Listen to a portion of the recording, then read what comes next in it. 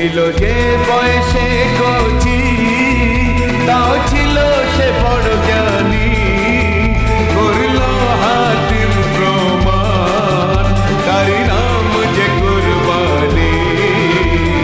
দাস্তানে হাতিম তাই, দাস্তানে হাতিম তাই, দাস্তানে হাতিম তাই, দাস্তানে হাতিম তাই।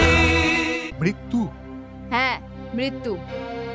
যার মৃত্যু যেই চেহারায় লেখা থাকে, আমি ওই চেহারায় তাকে নিতে পৌঁছে যাই।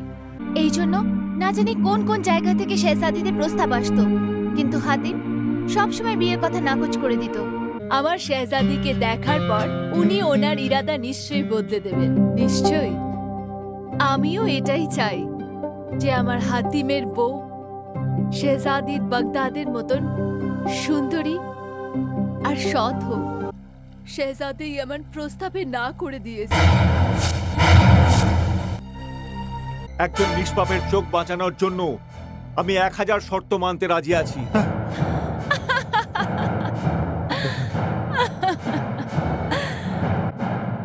তুমি একটা নয়, 7টা দরজার ভেতরে বন্ধ আছো হাতে। দুই জাহানের মালিক করো মোদের দোয়া, সকল যেন হয় মোর কলমা পড়া খোদা।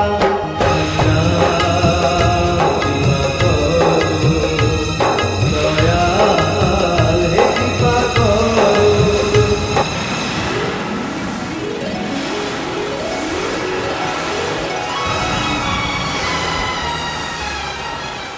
হাতিম, আমায় ক্ষমা করে দাও। কত পরিষ্কার মন, কত সত্যবাদী। সত্যি হাতিম মানুষ নয়, ফেরেশতা হয়, ফেরেশতা। হ্যাঁ জানপুরি, একজন আদর্শ পুরুষের মধ্যে যা যা গুণ থাকা দরকার ওই সব কিছু হাতিমের মধ্যে আছে।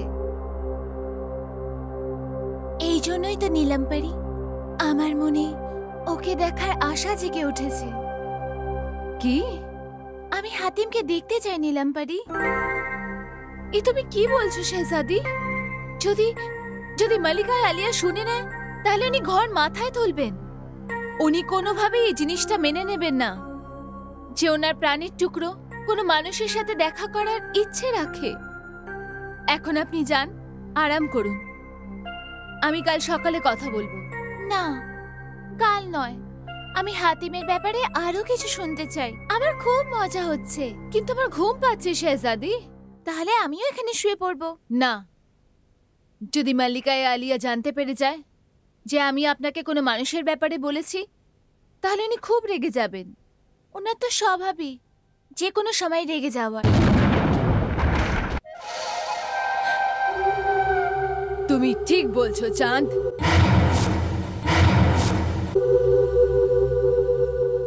সত্যি আমার সবার উপরে রাগ করার অভ্যেস আছে। মাল্লিকায়ে আলিয়া, শেহজাদির কোনো কথাতেই আপনি মনে করবেন না। ও তো ছোট। চিন্তা শেহজাদির জন্য নয় নীলাম, চিন্তা এখন তোমার জন্য করতে হবে। হ্যাঁ, আমি কিছু বুঝতে পারলাম না। নীলাম, তুমি তো এই কথাটা ভালোই জানো আমি তোমাকে এই ফারিস্তানের ওয়াজিরই নয়, বরঞ্চ নিজের সব থেকে প্রিয় বন্ধুও ভাবি। এটা আপনার ভালোবাসা মাল্লিকায়ে আলিয়া। যখনই এই পাকিস্তানে কোনো ঘটনা ঘটেছে তো আমি শুধু তোমার থেকে পরামর্শ নিয়েছি। এটা আমার জন্য সম্মানের ব্যাপার। আমি আমার প্রাণের টুকরো চাঁদকেও আমি সব সময় তোমার ভরসাতেই রেখেছি। এটা আমার জন্য গর্বের ব্যাপার।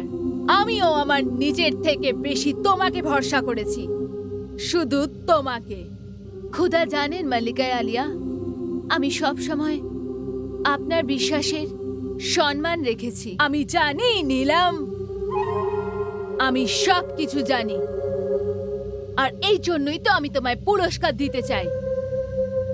তুমি এই ফারিস্তান আর পরীদের অনেক সেবা করেছো, আর তার পরিবর্তে এই ফারিস্তানের নিচে যে 6 নম্বর আকাশ আছে, আমি তোমাকে সেখানকার অধিকার দিচ্ছি।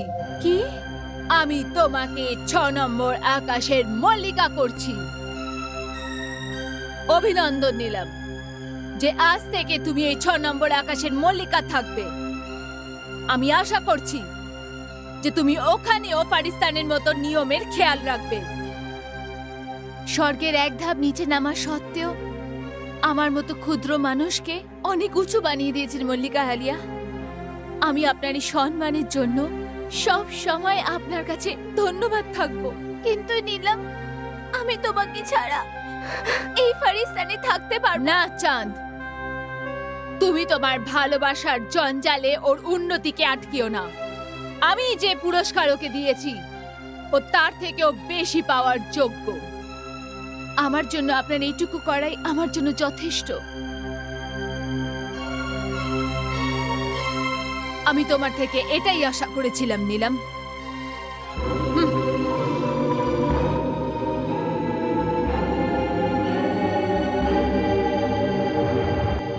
এটা অন্যায়, এটা সত্যি বড় অবিচার। মল্লিকায় আলিয়া তোমায় পুরস্কার নয়, শাস্তি দিয়েছে, শাস্তি। পাকিস্তান থেকে চলে যাওয়ার শাস্তি। আমি জানি, তারপরেও হাসতে হাসতে শাস্তি কবুল করে নিলে। মল্লিকায় আলিয়ার হুকুম আমার কাছে অনেক বড় ব্যাপার। কিন্তু এটা তো ভাবো, তুমি ওখানে একলা কি করে থাকবে? অন্যরা যেভাবে থাকে, আর আমি কি করে থাকবো তোমায় ছাড়া? কেন? কি কমতি আছে এই সুন্দর পাকিস্তানে? সবকিছুই তো আছে। আর সব থেকে বড় ব্যাপার, এখানে মল্লিকায় আলিয়া আছে, কিন্তু তুমি নেই। আমি তোমায় ছাড়া থাকতে পারবো না। আমি এক্ষুনি মল্লিকায় আলিয়ার কাছে গিয়ে অনুরোধ করব। না শেহজাদি, না। মল্লিকায় আলিয়ার উপহারে সম্মান রাখতে চাই। কোন মুখে তোমায় আলবিদা বলবো নিলাম? শেহজাদি, এরকম অনেক কথা হয় যেটা মনে পাথর রেখে বলতে হয়। আমিও তাই করছি, তুমিও তাই করো।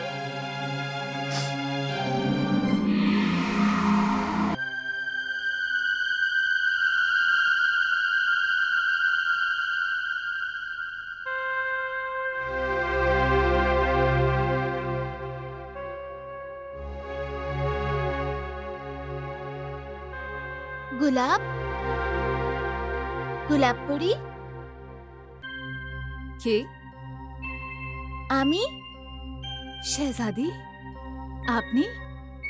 শেহজাদি নয়, আমি তো তোমার প্রিয় বন্ধু গোলাপ। এই সম্পর্ক ততক্ষণই ছিল শেহজাদি, যতক্ষণ আমি এই জেলে বন্দি না ছিলাম। এখন তো তোমার আর আমার শুধু একটাই সম্পর্ক, একজন বন্দী আর একজন শেহজাদি। এরকম বলো না। আমি তোমার দুঃখ বুঝতে পারছি। আপনার দুঃখে আমি তোমার মেহবুবের সাথে দেখা করতে পারবো না। আসলে মানুষের মধ্যে এমন কি গুণ আছে যে তুমি নিজেকে এইভাবে কষ্ট দিচ্ছ? এটা তুমি কি জানবে শেহজাদি, যে এই ব্যথায় কি মজা আছে? কারোর জন্য ছটফট করানোতে যা মজা আছে, সেটা ওই পাকিস্তানের সুখ স্বাচ্ছন্দ্যেও নেই।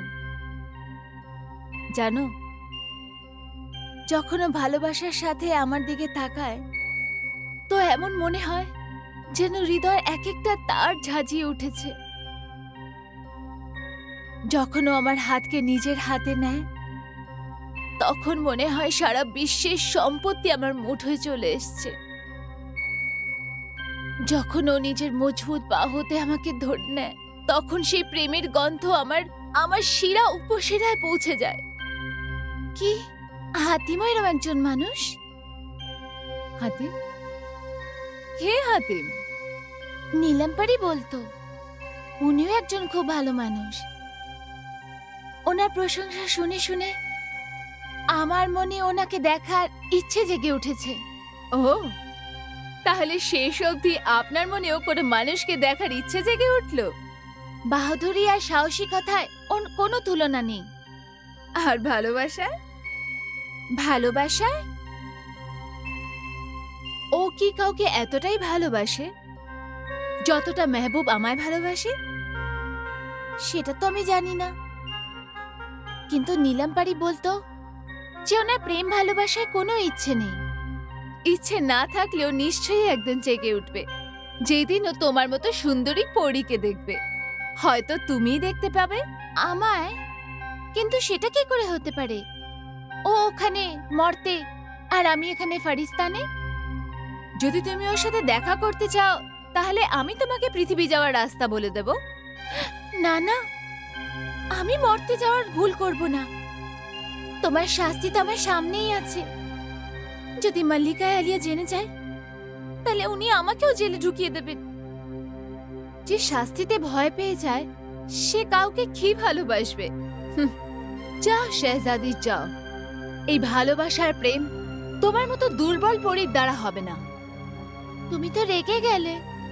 আমি রেগে যাব না তোর কি করব? একদিকে তোমার মনের মধ্যে ওই মানুষকে দেখার ইচ্ছে আছে, আর অন্যদিকে মল্লিকা আলিয়ার ভয়। এখন তুমি বলো একই মনে দুরকম অনুভূতি কি করে থাকে? হয় তুমি তোমার মন থেকে ওই ভয়কে বার করে দাও, আর নয়তো ওই মানুষের খেয়াল। আচ্ছা, যদি আমি পৃথিবীতে চলেও যাই, আমি ওকে খুঁজবো কি করে? ওই জায়গাটা তো আমার জন্য নতুন হবে। মনের সাথে মনের মিলন হয় শেহজাদি। যদি অনুভূতির মধ্যে সত্যতা হয় তাহলে প্রেমিক সেইটা নিয়ে চলে আসে। তাহলে তোমার প্রেমিক তোমার সাথে দেখা করতে ফারিস্তানে কেন এলো না? এই জন্য শেহজাদি, কারণ এই ফারিস্তানে শুধু মানুষ কি তার ছায়াও এর ভেতরে ঢুকবে না।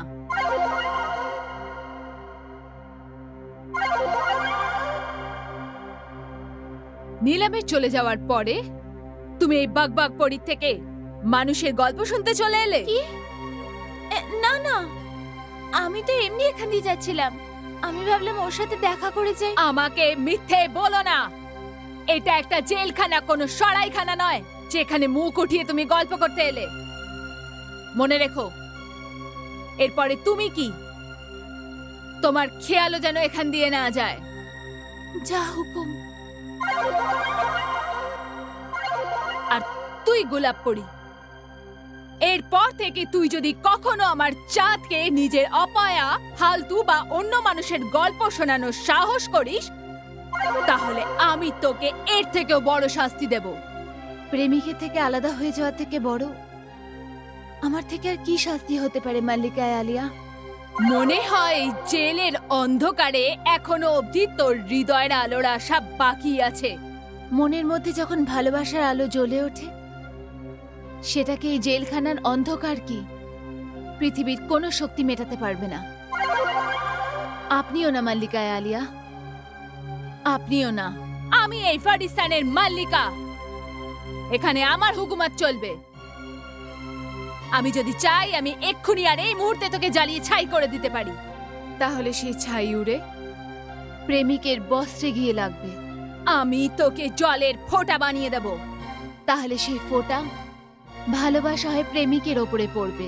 আমি তোকে সব সময়ের জন্য বরফ করে দিতে পারি।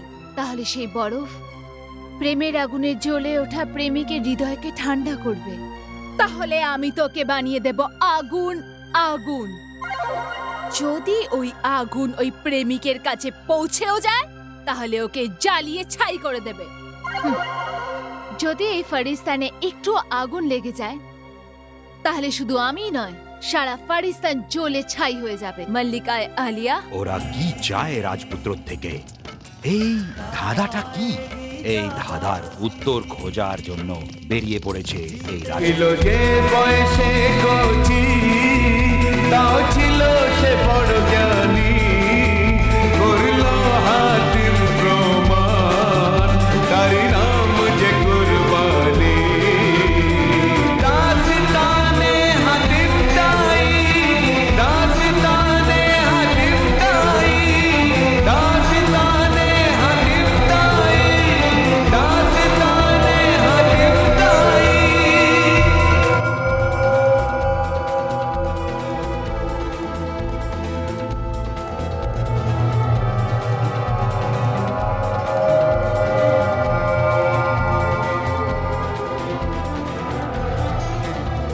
बिस्मिल्लाहिर्रहमानिर्रहीम।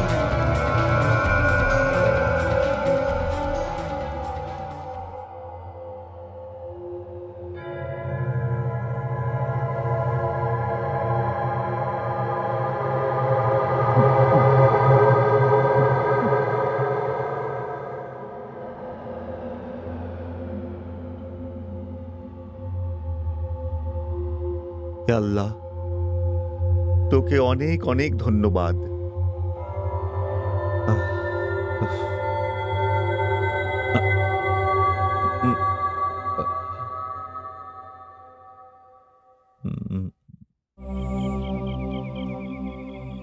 যে ব্যক্তি ক্ষুধা ছাড়া অন্য কোনো কিছুর প্রতি আকর্ষিত হয়, সে ক্ষুধার চোখ থেকে অনেক দূর হয়ে যায়। যা হাতিম, যা। ক্ষুধা তোকে যে উদ্দেশ্যের জন্য জন্ম দিয়েছে, সেই উদ্দেশ্যকে পূর্ণ করো।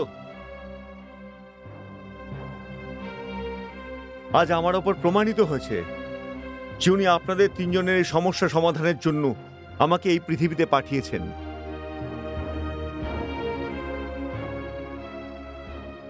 আমি যাব দরবেশের 7টি প্রশ্ন সমাধানের জন্য। কে তুমি? এখানে তুমি কি করছো? আমি একজন পরিব্রাজক, আর এখানে রাত কাটানোর ছিল। আপনি এখানে রাত কাটাতে পারবেন না। কেন? এটা আমাদের বাদশার হুকুম। একজন পরিব্রাজক যদি এই ধ্বংসাবশেষের মধ্যে থাকে, তাতে আপনার বাদশার কি অসুবিধা হতে পারে? আপত্তি নয় অতিথি, দুঃখ হয়। ওনার হুকুম আছে এই রাজ্যে আসা সমস্ত মুসাফিরকে সম্মানের সাথে রাজমহলের অতিথিশালায় রাখা হয়। আজ্ঞে, আমি ঠিক বুঝলাম না। সব অতিথিকে নিজের আপনজন বলে মনে করেন। ও, আপনাদের বাচ্চাকে তো মনে হয় অতিথি আপ্যায়ক। আসুন অতিথি, আপনার জন্য রাজমহলের অতিথিশালা অপেক্ষা করছে। চলে আসুন আমার সাথে। যাওয়া যায়।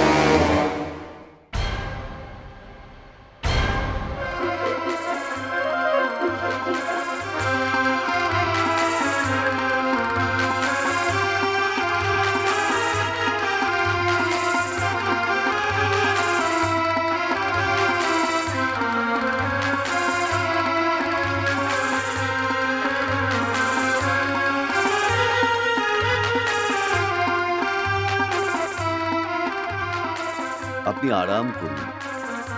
শুনে ভালো লাগছে যে একজন বাদশাহ পরিব্রাজকদের জন্য এত খেয়াল রাখেন। তাহলে নিজের সাম্রাজ্যের জন্য কত কি করেন। আমার তরফ থেকে ওনাকে অনেক ধন্যবাদ জানান। অবশ্যই। আজকের এই সময়টুকু আপনার জীবনে একটা মনে রাখার মতো রাত হবে।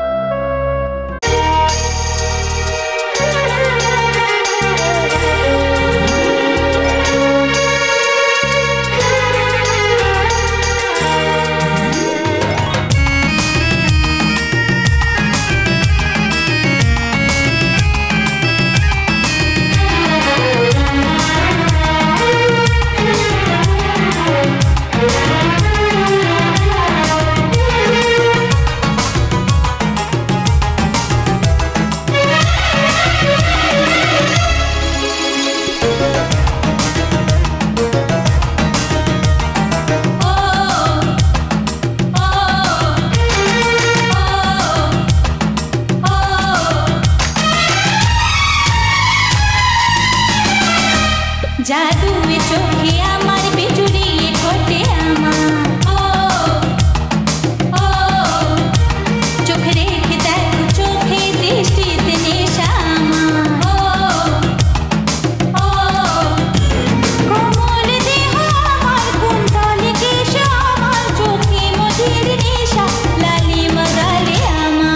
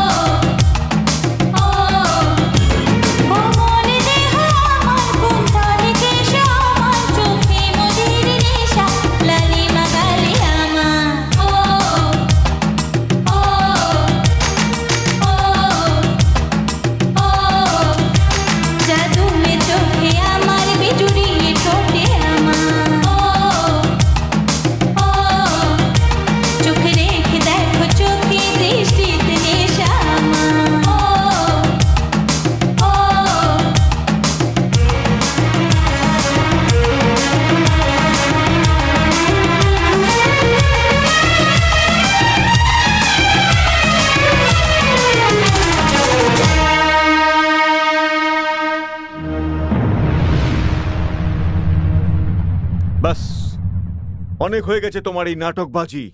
দূর হয়ে যাও চোখের সামনে থেকে। এত তুমি কঠিন হও না মেহমান। আপনাকে খুশি রাখা আমার কর্তব্য। যেটাকে তুমি কর্তব্য বলছো সেটা অপরাধের এমন একটা চক্র যার মধ্যে একবার পড়লে মানুষের নরকে ছাড়া অন্য কোথাও স্থান হয় না। আমার ভালোবাসায় আপনি নরক নয়, শুধু স্বর্গ পাবেন। একবার, শুধু একবার এতে ডুবে তো দেখুন। তোমার সাথে জড়িয়ে যাবার অর্থ হলো গিয়ে শুধুমাত্র ধ্বংস। সেই জন্য অসীম জাদুকরনী, আমাকে পাপের রাস্তায় ঠেলে দেওয়ার চেষ্টা করো না। আমি তোমার বাদশার কাছে অভিযোগ করব। নালিশ? আপনি খুবই সরল মেহমান। আপনার মতন লোকে মেহমান নওয়াজি আমি বাদশার হুকুমেই করছি। কি? তোমার বাদশা এভাবে অতিথি আপ্যায়ন করে? মনে হয় আপনার আমার এই আন্দাজ পছন্দ হয়নি। তোমার বাদশা যে এরকম নীচ এবং অধম একজন হতে পারেন এ কথা আমার জানা ছিল না। যদি এই মুহূর্তে উনি আমার সামনে চলে আসেন তাহলে আমি ওনাকে নরকে পাঠিয়ে দেব।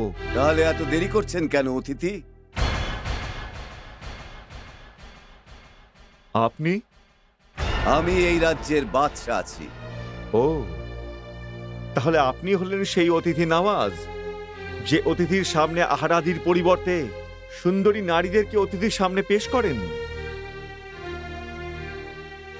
আপনি হলেন সেই মহান ব্যক্তি যার সামনে একজন শয়তান ব্যক্তিও নিজেকে ছোট অনুভব করে থাকে। ভালো লাগলো সাক্ষাৎ করে।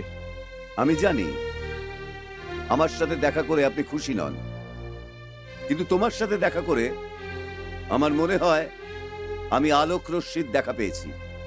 তোমার মতো মানুষের জন্যই আমি অপেক্ষা করছিলাম, যাতে আমার থেকে সততা ছিনিয়ে নিতে পারেন। আমার কর্মের উপর অপরাধের এমন একটা দাগ লাগে শেষ অবস্থাতেও আমি খোদার কাছে নিজের মুখ দেখাতে না পারি। খোদা জানেন আজ পর্যন্ত আপনি কত লোকের সততাকে শেষ করে দিয়েছেন, কত নিরপরাধ ব্যক্তিকে অপরাধী বানিয়েছেন। আপনি বাদশা নন, আপনি বাদশার মুখোশধারী শয়তান, একজন শয়তান। না, আমি শয়তান নই, কিন্তু আমি একজন দুঃখী বাবা। আমি এমন একজন দুঃখী বাবা যে তার কন্যার এরকম করুণ অবস্থা দেখতে একেবারেই রাজি নয়। সবাই বলে আমি বাদশা, কিন্তু আমার এই ক্ষমতা নেই আমি আমার মেয়ের চোখের জল মুছতে পারি, ওর হৃদয়ের কষ্ট আমি একদম দূর করতে পারি। আমি এই পৃথিবীর সবচেয়ে দুঃখী এবং হতভাগ্য মানুষ, সবচেয়ে দুর্ভাগ্যশালী মানুষ। আমাকে তুমি সাহায্য করো, আমাকে সাহায্য করো অতিথি। আপনার ঠোঁটের কম্পন এবং চোখের অশ্রু বলে দেয় যে আপনি সত্যি একজন দুঃখী মানুষ। আমাকে আপনার অসুবিধার কথা বলুন, খোদা চাইলে আমি নিশ্চয়ই তার সমাধান করব। বাচ্চা তুমি কে গো? আমি হলাম রাজপুত্র ইয়ামন। কি? তুমি শাহজাদা জামান? তুমি হাতিম বিন তাই? হ্যাঁ। হে আল্লাহ, তোমার লাখ লাখ আশীর্বাদ। যে একটা মানুষকে দিনের পর দিন চেনবার জন্য আমি ভীষণ খারাপ কাজ করার জন্য বাধ্য ছিলাম, তুমি তাকে আজ আমার কাছে পাঠালে। এখন তুমি আমার ডুবে যাওয়া নৌকার ধারটা ধরতে সাহায্য করলে। আমার মেয়ের কষ্টের আর দুঃখের জীবনে আবার আলোর রশ্মি ফিরে আসবে। বাছা, আমি কথার কথা নয়, আমি তোমাকে বলছি না, আমি তোমাকে দেখাবো আমি কোন ঝামেলায় জড়িয়ে আছি। এসো আমার সাথে।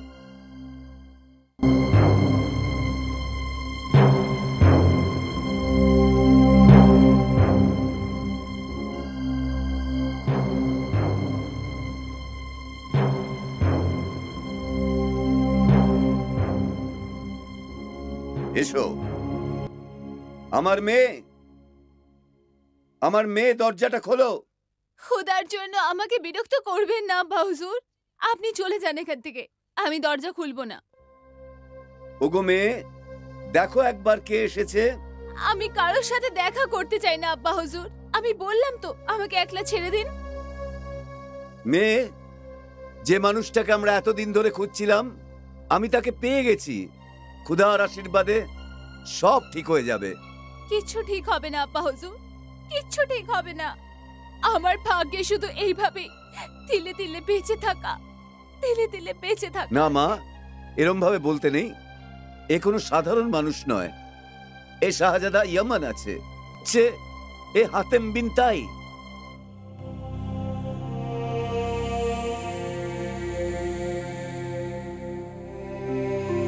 এসো বাছা, ও আমার মেয়ে।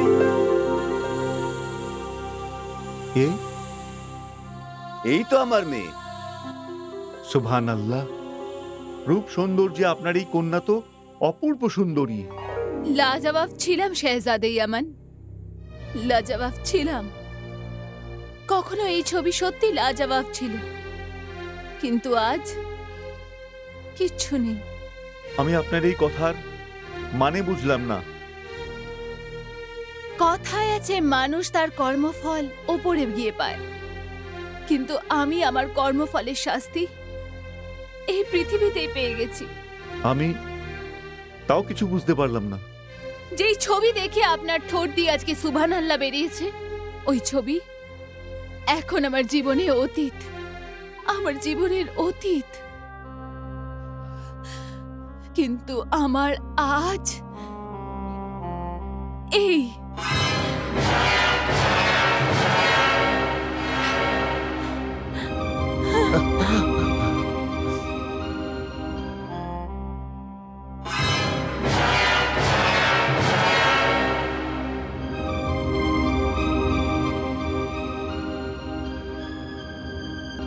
শাহজাদা,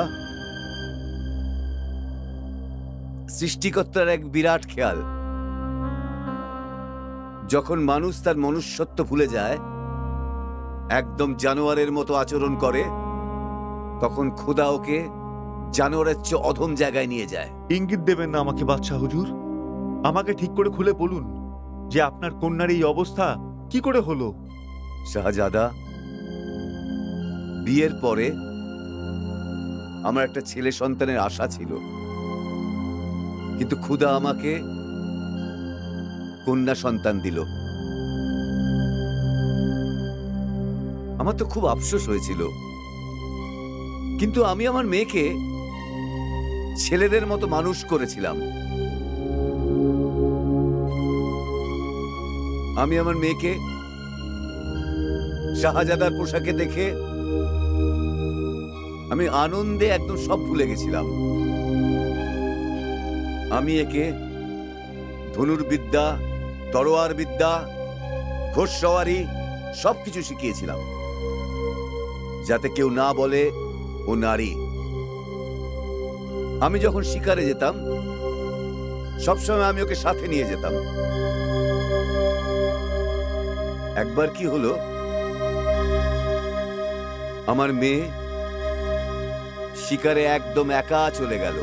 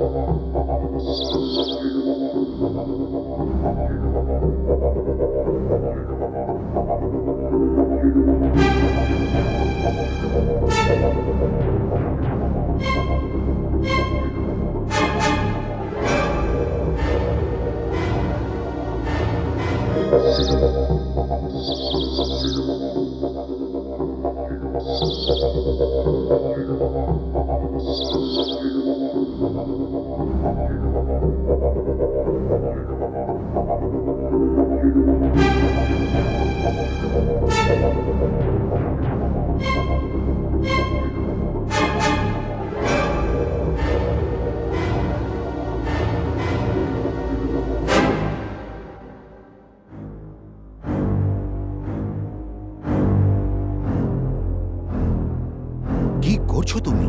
দেখতে পাচ্ছ না বুড়ো ফকির? আমি ভাল্লুকে শিকার করছি। কিন্তু এরা তো নির্বাক পশু। জানোয়ার তো নির্বাকই হয়। মা, শিকার করা তো অনেক বড় অপরাধ। আমাকে শেখাবি না বুড়ো ফকির যে শিকার করা অন্যায়। তো যা গিয়ে আটকা ওই সিংহকে যে হরিণের শিকার করে, আর ওই বাজকে আটকা যে নিজের থাবায় পাখিকে মেরে দেয়, ওই হাঁসকে আটকা যে মাছকে তার খাদ্য বানায়। মা, বাঘ হরিণকে এই জন্য মারে জানো কি ও নিজের পেট ভরতে পারে, আর বাজ পাখিকে এই জন্য নিজের হাতের মুঠোয় ধরে জানো নিজের পেট ভরতে পারে, আর হাঁস মাছকে খাওয়ার নিজের খিদের জন্য বানায়। কিন্তু তুমি এই জানোয়ারটার শিকার কেন করছো? এটা তো তোমার খাবারও নয়। আমি একে আমার শখের জন্য মারছি। এ তো আমার 100 নম্বর শিকার। এরপর এই রাজ্যে আমার মতন কোনো দ্বিতীয় শিকারী হবে না। এটা খেলা না মা, এটা খেলা না, এটা অত্যাচার, পুরোপুরি অত্যাচার। নিজের বুকের ওপরে একটা সাহসিকতার পদক সাজানোর জন্য কাউর প্রাণ নিতে দেব না। কে হোস আমাকে আটকানোর বুড়ো ফকির? আমি এই রাজ্যের শেহজাদি। এখানে আমার আব্বা হুজুরের হুকুমত আছে। হুকুমত এই দুনিয়ার ওপরে শুধু একজনেরই, আর ওটা হলো খোদা। আর আমি ওর খোদাইতে কোনো নির্বাকের ওপর অত্যাচার হতে দেখব না। তাহলে এবার তুই আর তোর খুদা দুজনেই নিজের চোখ বন্ধ করে নাও। অহংকারী শেহজাদি, নিজের এই জিদ ছেড়ে দাও, না হলে কিন্তু খুব খারাপ হয়ে যাবে। খারাপ হবে? একজন দুর্বল বুড়ো মানুষ এই রাজ্যের শেহজাদিকে বলছে যে খুব খারাপ হবে? মনে হচ্ছে তুই তোর জ্ঞানে নেই, আর নয়তো নিজের জায়গা ভুলে গেছে। অকাত তো তুই নিজের ভুলে গেছিস শেহজাদি। নিজের শক্তির অহংকারে তুই ভালো আর মন্দর পার্থক্যটা ভুলে গেছিস। তোর ভালোটা এটাতেই কি তুই তীর ধনুক দুটোই তুলে এখান থেকে চলে যা। একবার যখন আমি আমার কামানে তীর ভরে নিই, তারপর সেটা সোজা গিয়ে শিকারের বুকে বাঁধে। তুই যদি আমার রাস্তায় আসিস, তাহলে হতে পারে আমার তীর তোকে নিশানা করে ফেলে। তোর তীরে অত শক্তি নেই শেহজাদি, যেটা আমার দিকে বাড়ার হিম্মত করতে পারে। তাহলে এই নে।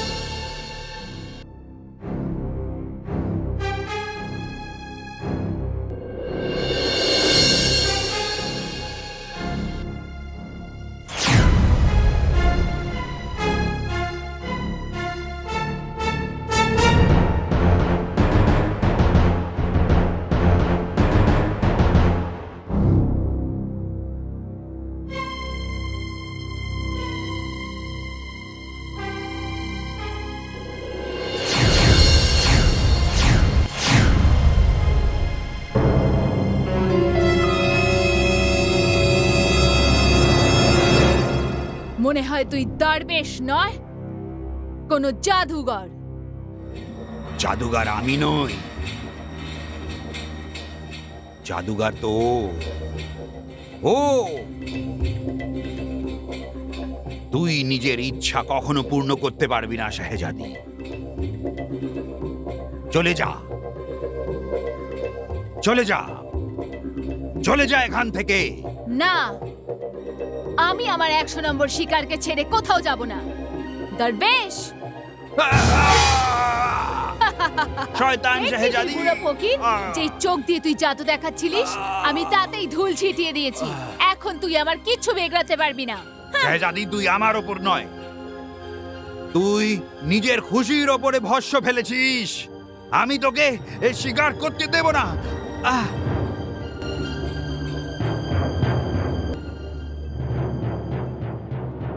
শেহজাদি! ইয়া আল্লাহ! এটা তুই কি করলি শেহজাদি? এটা কি করলি শেহজাদি? খুব খারাপ করেছিস, খুব খারাপ করেছিস। ভালো করেছি কি খারাপ, কিন্তু যাই করেছি লাজবাব করেছি। দাঁড়া শেহজাদি, যত ভালো তোর মুখটা ততই খারাপ তোর মনটা। তো যা, এই দরবেশ তোকে অভিশাপ দিচ্ছে। কে খোদা তোর যত বাজে মনটা বানিয়েছে, অতই বাজে যেন তোর মুখটাও করে দেয়। যেই জানোয়ারটার রক্ত তুই বের করেছিস, তোর মুখটাও যেন ওই জানোয়ারটার মতন হয়ে যা। কি যখনই তুই আয়নার দিকে তাকাবি, ভয়ের সাথে জানো তোর চিৎকার বেরিয়ে যায়। না, আর তোকে দেখে লোকেরা শিক্ষা পা। দেখ শাহজাদি, দেখ আমার চোখে নিজের মুখটা দেখ।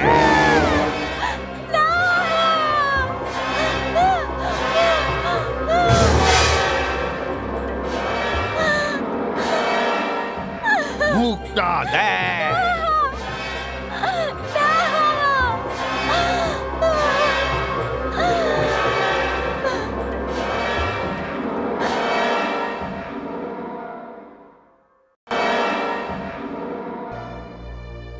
ওই দিনের পর থেকে আমি কাউকে মুখ দেখানোর যোগ্য রইলাম না।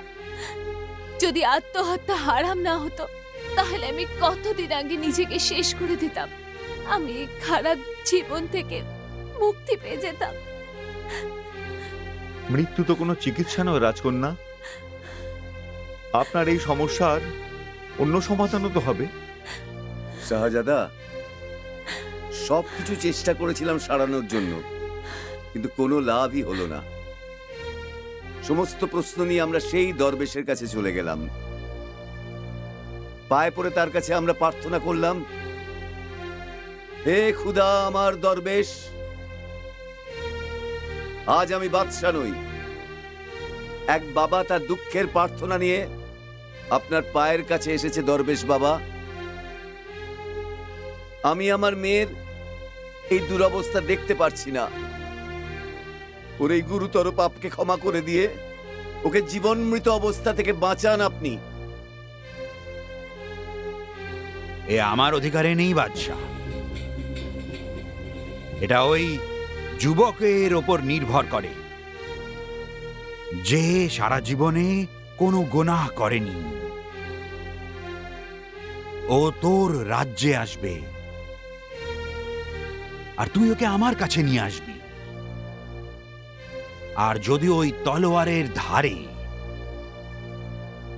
এই ভাল্লুকের শরীরটার থেকে তীরটা বের করবে, আর এই ভাল্লুকের আঘাতটা সেরে যাবে, তাহলে তোর মেয়ের মুখটা নিজে নিজেই আগের মতন হয়ে যাবে। যা বাদশাহ, ওই যুবকটার অপেক্ষা কর, অপেক্ষা কর বাদশাহ। তখন থেকে আমি তার জন্য অপেক্ষা করে আছি। যখনই কোনো আগন্তুক আমার এখানে আসে, আমার সেপাইরা তাকে বিরাট অতিথি হিসেবে অতিথিশালায় নিয়ে আসে। সুন্দরী মেয়ে, ওর মনোমোহিনী জাদু ওর উপর চালাবে, আমি এই আশায় রাত কাটিয়ে যাই। প্রতিবার মনে হয় এই সেই মানুষ। যখন ঘুম থেকে উঠে জানতে পারতাম রাতে সে অপারক প্রমাণ করলো, পরদিন সমস্ত আশা আমার বিনষ্ট হলো। বাছা, সেফ তুমি একজন মানুষ যে তার সম্মান বজায় রেখেছে। আমি নিজে অনুভব করছি তুমিই সেই ঠিক মানুষ যাকে আমি খুঁজে চলেছি। শেহজাদে, খুদার জন্য আমার এই অবস্থায় দয়া করুন। আমাকে একটু নতুন জীবন দিয়ে দিন। আমি আপনার এই উপকার সারা জীবনেও ভুলব না না। রাজকন্যা, এরকম বলবেন না। আমি কে সেই ব্যক্তি নতুন জীবন দেওয়ার জন্য? এসব কিছু তো ওনার হাতেই রয়েছে। আমি তো একজন খুব সাধারণ মানুষ। যদি আমার কারণে আপনার চেহারার উপর পড়া এই অপরাধের ছায়া দূর হয়ে যায়, তাহলে আমি ওনাকে ধন্যবাদ জানাবো যে উনি আমাকে উপযুক্ত মনে করেছেন। বাদশাহ, আমাকে সেই খুদা বন্ধু দরবেশের কাছে নিয়ে চলুন। চলো। চলুন। কাঁদিস না আমার বন্ধু, কাঁদিস না। চোখের জল তোর পড়ে, বুক আমার ধরফর করে। ব্যথাটা তুই পাস, কিন্তু কষ্টটা তো আমারই বেশি হয়। হে খোদা, আর অপেক্ষা করতে পারছি না। পাঠিয়ে দে ওই মাসিহাটাকে, যে এর আঘাতটাকে ঠিক করতে পারবে। পাঠিয়ে দে ওই যুবকটাকে, যে একে কষ্ট থেকে মুক্ত করে দিতে পারবে।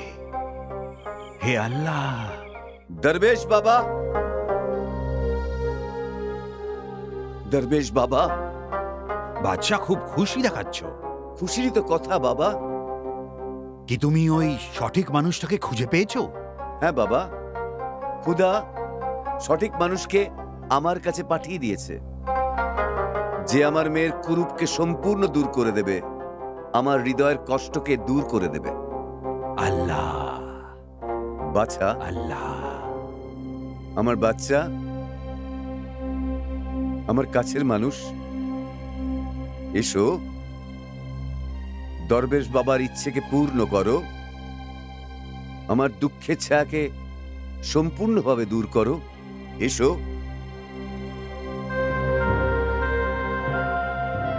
সালাম দরবেশ মহাশয়। তাহলে তুমি সেই মানুষটা যে আজ পর্যন্ত কোনো গোনাহ করেনি? খুদা আজ পর্যন্ত আমাকে সকল অপরাধ থেকে বাঁচিয়ে রেখেছেন।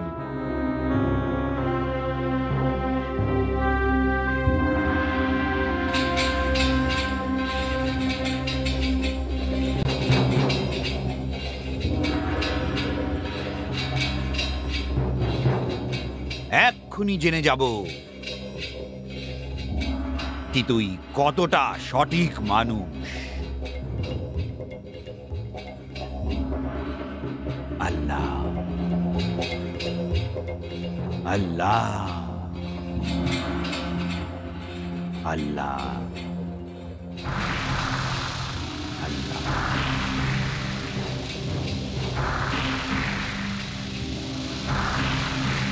এই চুলের থেকেও সরু তলোয়ারের ধারটাকে, আর তার তলায় ওই ধপধপ করা আগুনটাকে দেখতে পাচ্ছিস? আজ্ঞে দরবেশ বাবা, খুব ভালোভাবে লক্ষ্য করছি। তুই কি এর ওপর থেকে হেঁটে বেড়াতে পারবি? যদি খুদা এটা মনে করেন তাহলে নিশ্চয়ই আমরা করতে পারবো। আর যদি খোদা না চায় তাহলে তুই কেটে এই আগুনের কুয়োটায় পড়েও যেতে পারিস। খুদা যদি আমার মৃত্যু এভাবে স্থির করে থাকেন তাহলে নিঃসন্দেহে এরকমই হবে। এই বাদশাহ আর ওর মেয়ে তোর কে হয়? এই সাহসিকতা মাফ করবেন দরবেশ বাবা। এই ভালুকটি সম্পর্কে কে, যার কারণে আপনি রাজকন্যাকে অভিশাপ দিয়েছিলেন? এ আমার ছেলের মতো, আমি ওকে পুষে বড় করেছি। কিন্তু ও তো আসলে এক পশু। তাহলে কি হয়েছে? কি জানোয়ারের মানুষের সাথে কোনো সম্পর্ক হতে পারে না? যখন একটি জানোয়ারের সাথে আপনার সম্পর্ক হয় তাহলে এই বাদশা এবং রাজকন্যা তো মানুষ, তো মানুষের সাথে মানুষের কোনো সম্পর্ক হতে পারে না। বা শুধু এটুকুই বুঝে নিন যে আমাদের সব থেকে বড় সম্পর্ক মানবিকতার। এই কারণেই আমরা আপনার সমস্ত পরীক্ষার মধ্য দিয়ে রাজকন্যার মুখের মধ্যে লাগা অভিশাপের এই দাগটাকে ধোবার জন্য চেষ্টা করব। জিদ করো না, কোথাও এরকম না হয়ে যাক কি অন্যদের ভালোর জন্য তুই নিজের প্রাণ হারিয়ে ফেলিস। এর থেকে ভালো মৃত্যু আমার জন্য আর কি হতে পারে? ঠিক আছে, ঠিক আছে, যদি তুই মরে যাওয়ার জন্য এতই জেদ করছিস, তাহলে প্রথমে আমার 3টে প্রশ্নর উত্তর দে। সে একজন কে যেটার আর দ্বিতীয় নেই? ও একজন খোদা, যার দ্বিতীয় হয় না। ওই দুটো কি যার তৃতীয় নেই? সেই দুটো শুধু ভালো আর মন্দ। ওই 3টে কি যার চতুর্থ নেই? সেই তৃতীয়টা হলো আগুন, হাওয়া আর জল। খুব ভালো বাবা, এত তাড়াতাড়ি খুশি হয় না বাদশা। এখন আরো পরীক্ষা আছে, আরো পরীক্ষা আছে। আপনি আজ্ঞা করুন দরবেশ বাবা, ইনশাআল্লাহ আমরা সব পরীক্ষায় সফল হব। তাহলে এই তলোয়ারের ধারে হেঁটে দেখা, তাহলে জানি আমি দেখি তুই সতই নয়, পরিষ্কার আর পবিত্র মানুষ।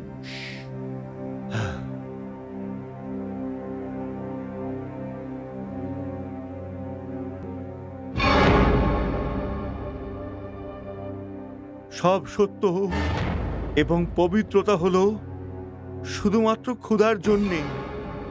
হে খোদা, এই 2 লোকের মালিক, তুই আগুনকে গোলাপ বাগ বানাতে পারিস, তুই সমুদ্র থেকে রাস্তা বার করতে পারিস, তুই সমস্যাকে সমাধান করতে পারিস। আজ পর্যন্ত আমি নিজের জন্য তোর কাছে কিচ্ছু চাইনি। আজ এই ফকির ব্যক্তিটিকে একটু সাহায্য করে যা। এই আমার মালিক, সাহায্য পাঠা, সাহায্য পাঠা, সাহায্য পাঠা।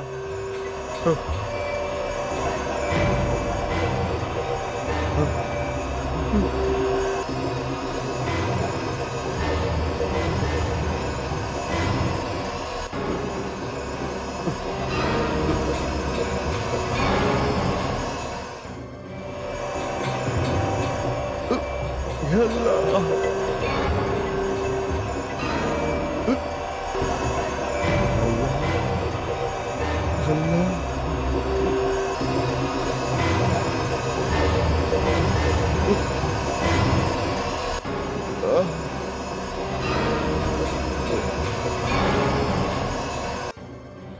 হে আল্লাহ, তোকে অনেক অনেক ধন্যবাদ। এই বাদশা, এই ওই যার অপেক্ষা শুধু তুই নয়, ওই নির্বাক পশুটাও করছে। হাতিম, হাতিম আমার ছেলে, আমার ছেলে। আপনি আমার নাম কি করে জানলেন? এই পৃথিবীতে আর কেউ হতে পারে না যে তোমার মতন সবার বন্ধু হোক। বাবা, তুমি একলাই যে তুমি ওর তীরটা বের করে ওর আঘাতটা ঠিক করতে পারো। আসো বাবা। হ্যাঁ বাছা, এই অবলা প্রাণীকে যন্ত্রণা থেকে মুক্তি দাও, যার ফলে আমার মেয়ে নতুন জীবন পাবে। এসো।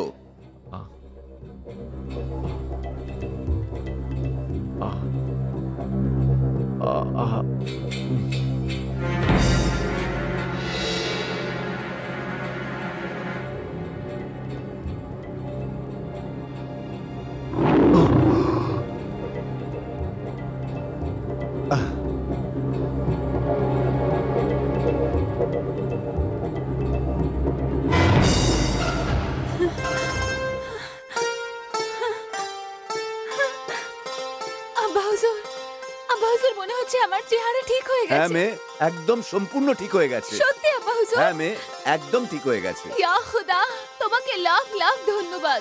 বেঁচে থাকো বাবা, খোদা তোকে দীর্ঘায়ু করুক, আর তুই এইভাবেই সবার সাহায্য করতে থাকিস।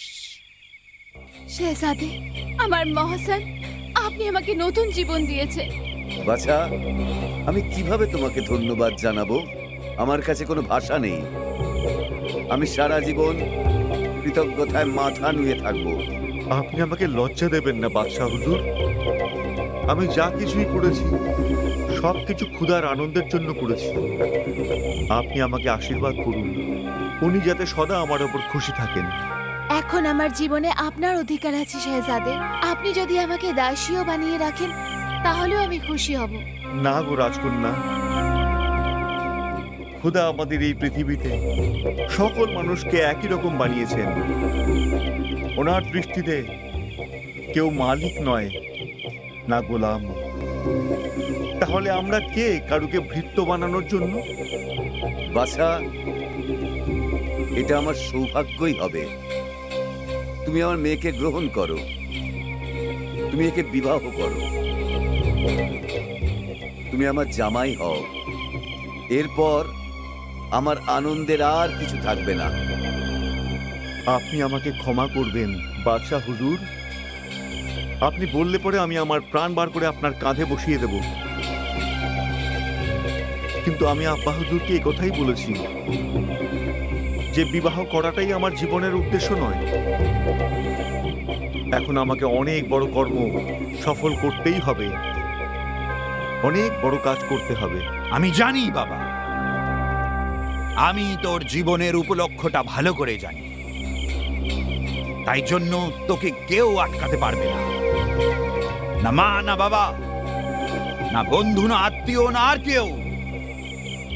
যাও বাবা, তোর গন্তব্য তোকে ডাকছে। যেই রাস্তায় তুই এসেছিস সেই রাস্তায় তুই এগিয়ে চলে যা। আর এক জায়গায় যেখানে কোনো রাস্তা দেখতে পাবি না সেখানে শুনবি, শোন, আকাশ থেকে তুই আওয়াজ শুনতে পাবি। আর তুই নিজের গন্তব্য পরিষ্কার দেখতে পাবি। যা বাবা।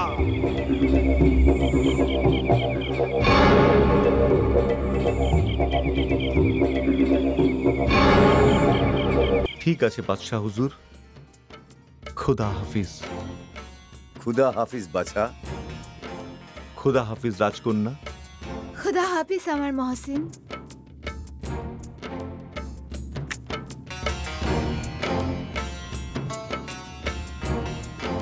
খুদা হাফিজ দরবেশ বাবা। হক আল্লাহ, হক আল্লাহ।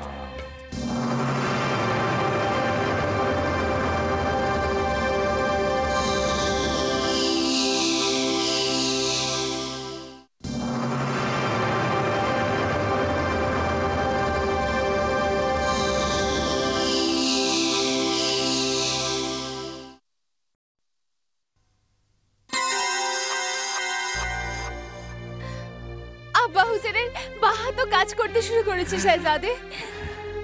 মোবারক হো হোসনবানো, মোবারক হো। আল্লাহর ফজলে বাদশার এই হাতটাও ঠিক হয়ে গেছে। আল্লাহ শেহজাদে হাতিমের সাহস আর আশাকে যেন একজোট রাখে। উনি চতুর্থ প্রশ্নেরও সমাধান সত্যি, করেছেন। খোদা সব সময় নিজের সৎ মানুষেরই সাথে থাকে। আর ও শাহজাদা হাতিমের ওপরেও নিজের দয়া এইভাবেই রেখে থাকবে। নিশ্চয়ই শেহজাদে, নিশ্চয়ই ওনার আশীর্বাদে শেহজাদে ইয়ামান পঞ্চম প্রশ্নেরও সমাধান করে ফেলবেন। পঞ্চম প্রশ্ন, কোহে নিদার খবর আন। পঞ্চম প্রশ্ন, কোহিনীদার খবর আন।